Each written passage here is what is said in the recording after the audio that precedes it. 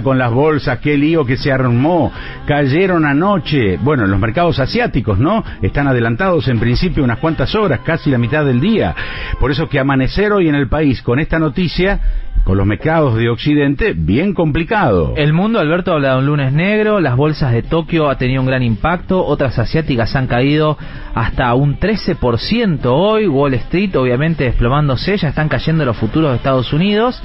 Y está pasando en Europa. Cerca de las 11, 11 y media, 12 tendremos un panorama en la Argentina. Es verdad que hay un pre-market que está mostrando alguna tendencia, pero obviamente habrá que esperar un par de horas más para ver qué pasa en nuestro país.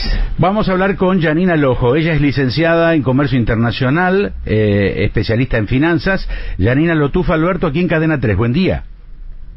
Hola, ¿qué tal? Buen día, ¿cómo les va? Lo que estábamos viendo, tratando de hacer un poquitito de historia entre algunos sacudones y terremotos a nivel mundial, y me refiero, por ejemplo, a lo que están pasando en las distintas bolsas, en los riesgos de los países, en los títulos y en los valores, que cualquiera de esas crisis nada tenían que ver con un efecto provocado por el hombre, aunque haya sido el hombre, en definitiva, el que metió la pata en 1930, el que metió la pata en la década del 70, lo que pasó con el COVID, que ahí bien se puede liberar y que fue algo que cayó del cielo, una peste. Esto que está ocurriendo es decisión del gobierno de los Estados Unidos. ¿Cómo analizás vos? Caso, yo creo que sí, como vos mencionás, ha habido momentos en donde las crisis han respondido a factores ajenos a la voluntad humana, pero bueno, no tan lejano, tenemos en 2008 la crisis de subprime, que fue por el exceso de riesgo que asumieron distintas entidades del mercado financiero. Ahí tenemos un ejemplo de, bueno, no fue un Estado, pero sí fueron malas decisiones que tomamos los seres humanos. Acá, claramente el mercado, tenemos que tener presente algo. Trump había prometido esto en campaña, ¿sí? Había prometido. Y el mercado creo que no creía que Trump iba a avanzar con estas promesas de campaña. Entonces, cuando realmente se encontró con esta decisión, los temores fueron los que terminaron tomando el control del mercado, y el mercado está operando con lo que se llama pánico, el índice de pánico, que es un índice que se mide, están niveles que no se veían desde la pandemia. ¿Por qué se produce el pánico? ¿La gente retira los valores, los vende? ¿Con qué es lo que pasa? Lo que se hace es lo que se conoce como flight to quality, o sea, el inversor abandona los activos de riesgo para posicionarse en activos más seguros ante la incertidumbre por una probabilidad de que Estados Unidos y la economía de Estados Unidos entre en un proceso de estanflación, pero ahora también en el resto del mundo por un miedo a que la economía mundial entre en recesión, como sucedió, por ejemplo, en la época de la pandemia o en otros momentos, porque toda esta guerra comercial lo único que está haciendo es generar miedo e incertidumbre de cómo van a seguir operando las empresas por una cuestión de lógica. Las cadenas mundiales están integradas a nivel mundial y esto complica la producción de muchas industrias. Yo escuchaba hoy por la mañana también en la radio testimonios de gente que contaba que, por ejemplo, en Europa había concesionarias que habían decidido suspender las ventas hasta tener mayor claridad. Las terminales, de cómo iba a las terminales automotrices. Sí, no, pero la gente iba a una concesionaria a consultar y le decían que por el momento no podían venderle porque había una decisión de no avanzar con las ventas hasta no tener mayor claridad. Y creo que hoy el mercado está preocupado, no sin motivos, al contrario, creo que tiene motivos de sobra para estar preocupado, pero también creo que hay un hilo o una posibilidad de llevar un poco de calma, de tranquilidad, si realmente es así, de que hay 50 países que ya han empezado a negociar, que hay 50 países que evalúan bajar sus aranceles.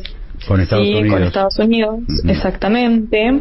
Tenemos, por ejemplo, al primer ministro de Israel, que estaría viajando en el día de hoy para anunciar arancel cero para un listado de productos para que ingresan a Israel desde Estados Unidos, y que de esa manera Estados Unidos pueda darle un trato recíproco. Sí, pero también a los Israel no influye mucho en la economía mundial, ¿no? No, pero ya como lo está haciendo Israel, lo vamos a empezar a ver con otros países, probablemente. Por ejemplo, la Unión Europea estaban reunidos hoy para evaluar la respuesta, y contrario a lo que quizás podríamos imaginar, bueno, suba de aranceles, una de las alternativas que estaban pensando plantear era bajar los aranceles a la importación de automóviles y subir las compras de energía a los Estados Unidos. Ahora, vos decís que esto puede producir esta inflación. En realidad el mercado es lo que está leyendo, que esto puede producirse, es decir, una recesión con inflación. Por ejemplo, un teléfono de estos iPhone, ¿no? Se fabrican en China. La empresa, cuyo dueño es íntimo amigo de Trump, fue a China hace muchos años atrás porque la mano de obra era barata y los chinos estaban preparados para hacer un buen producto. Hoy, del valor promedio de ese teléfono es $1.000. ¿Esto qué significa? ¿Que puede valer $1.350 de la noche a la mañana, teniendo en cuenta estos aranceles que se impusieron entre los dos países? Porque si esto es así y solamente estamos tomando para muestra un botón, como puede ser un teléfono, estamos hablando de un 30 y pico % de inflación, salvo que las empresas digan, bueno, resignamos nuestros márgenes, y no creo que sea de ese nivel, ¿no?, en ese tipo de empresas. No sé, como no sé, te pregunto a vos, Janina. Vamos a hacer vamos a hacer doble clic en varios puntos de los que mencionabas. A ver. Por un lado, en el caso de Apple diseña en Estados Unidos y tiene su cadena productiva integrada en distintas partes del mundo. Pero lo que vos mencionabas, te voy a hacer un doble clic con respecto al arancel. El arancel es del 34% ahora, pero ya se le aplicó una suba del 10 y otra del 10, o sea que tenemos un 20% acumulado y ahora se suma un 34%, es un 54%. Por otro lado, dentro de la decisión ejecutiva se hace una diferenciación que por el momento todo lo que tiene que ver con electrónica y semiconductores no quedaría alcanzado en principio por los aranceles recíprocos. Entonces, atención, porque quizás no es tan directo en el caso de lo que es productos tecnológicos. Ahora, en el resto de los productos, te doy un ejemplo, Nike, Adidas, el 80%, el 90% de lo que comercializan en los Estados Unidos es importado. Y ahí sí vamos a tener una fuerte suba de los precios si se mantiene esta política arancelaria. Y de mantenerse esta política arancelaria puede ser de que muchas empresas decidan disminuir sus compras, ¿sí?, bajar sus stocks hasta que se nivele, si la situación o haya un panorama más claro o se logre, trasladar obviamente esto a los productos, y eso es lo que llevaría a un proceso de estanflación en los Estados Unidos.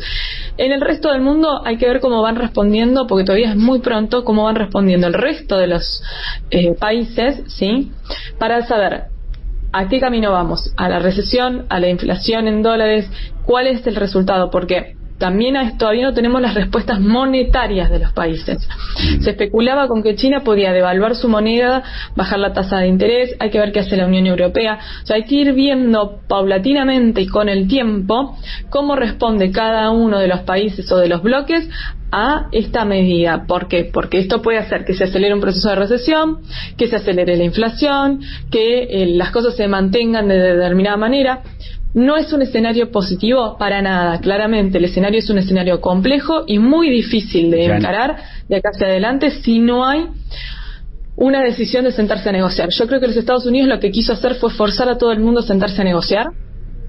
Ahora habrá que ver, bueno, cómo se sienta el resto del mundo, quiénes se sientan y de qué manera se articula de ahora en adelante el comercio internacional. A ver, aquí yo creo que gana Estados Unidos cuando ellos compran mucho más de lo que venden.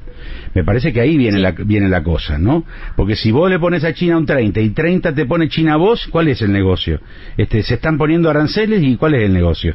El tema es cuando hay un enorme déficit en la venta, en la compra de productos con países, con los Estados Unidos. Hernán, una pregunta para... ¿Cómo te va, Janina? Buen día. A ver, algunos que observan obviamente el dólar cripto, algunos mercados de futuro, ven que anoche cotizaba 1.370 el dólar en la Argentina. Estamos hablando del cripto, ¿no? En este caso. ¿Esto puede empujar, por ejemplo, al dólar blue? ¿Puede empujar al dólar MEP a rondar o a merodear los 1.400 pesos este lunes? Bueno, a ver, el dólar cripto es un termómetro, pero no es una variable certera o segura. Aparte opera durante las 24 horas, los 7 días de la semana, pero obviamente si hoy, durante el día, hay una noticia de impacto, todo eso que vimos durante las 24 horas del fin de semana que estuvo cotizando, se desinfla, se pincha, ¿sí? Te doy un ejemplo. Trump decide postergar la aplicación de los aranceles recíprocos mientras gestiona las negociaciones con los países. Automáticamente se te pinchó, se te desinfló esa tendencia a la alza. Después, el mercado de lo que se conoce como dólar libre tiene poco volumen y no es significativo. Yo me inclino más a lo que es el mercado del contado con liquidación. Ese sí que es el mercado que tenemos que mirar y tenemos que mirar con atención, siempre, ¿sí? Y el mercado del contado con liquidación terminó operando la semana pasada en unos 1.337, o sea, no muy lejano esos 1.400, el MEP 1.340.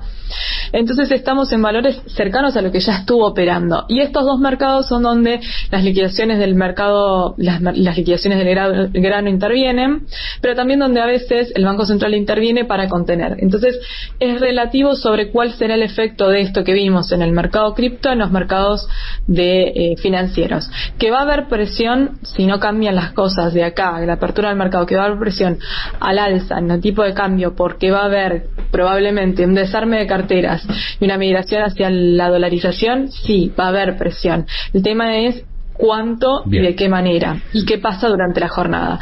Y me gustaría hacer una mención a algo que estaba justo mencionando antes de que me hiciera la pregunta Hernán. Sí. El tema, claramente que irse imponiendo aranceles, ir subiendo y ir escalando es lo peor que nos puede pasar a todos.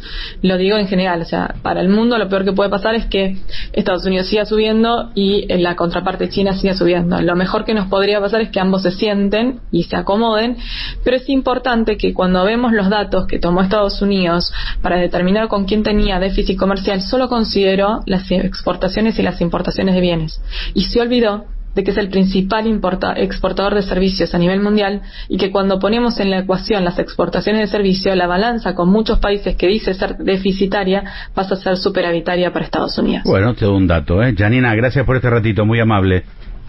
No, gracias a ustedes, fue un placer. Igualmente, Janina Lojo, licenciada en Comercio Internacional, experta en finanzas. ¿Qué le pasa a Trump?